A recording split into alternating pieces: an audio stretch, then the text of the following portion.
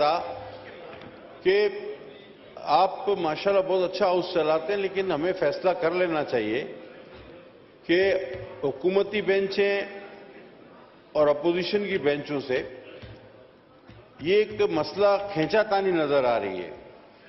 ایک صاحب کہتے ہیں میں اپوزیشن لیڈر ہوں، اوکے جی، ایک پوائنٹ آف آرڈر آپ کا۔ دوسرے صاحب کہتے ہیں میں پارٹی کا چیئرمین ہوں، چلیں جی، ایک پوائنٹ آرڈر آپ کا۔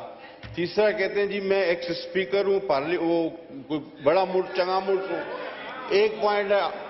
لیکن اگر میں تھوڑا سا سر ماضی میں آپ کو لے جاؤں تو یہی جماعت جب اس چیئر پر تشریف فرما تھی تو وہ ایک پوائنٹ آف آرڈر جو ہے وہ اپنا لیتے تھے حکومتی بینچ کا، پھر سارا ایک ایک پوائنٹ آف آرڈر ساری پارٹیوں میں، چاہے ان کا ایک ہی ممبر کیوں نہ ہو، ان میں تقسیم کیا جاتا تھا، اور یہی تناسب تقاریر کے حوالے سے بھی تھا۔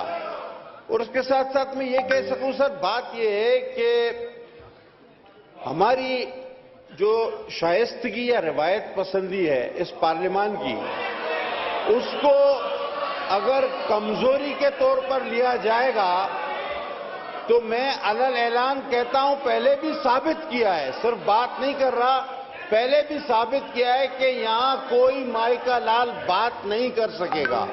لہذا اگر اس پارلیمان کو چلانا ہے، ایک تو بات طے ہے، وہ پاکستان کی عوام بھی جانتی ہے کہ نہ حکومت بنانی ہے نہ بننے دینی ہے۔ نعوذ باللہ ان کا مقصد اگر اس ملک کو نقصان پہنچانا ہے تو باقی جماعتیں یہ بالکل نہیں ہونے دیں گی۔ اور ایک بات میں آپ کو اور بتاؤں سر، زیادہ وقت نہیں گزرا، مجھے آج بھی یاد ہے کہ اس ہاؤس سے 52 بل ایک دن میں بلڈوز،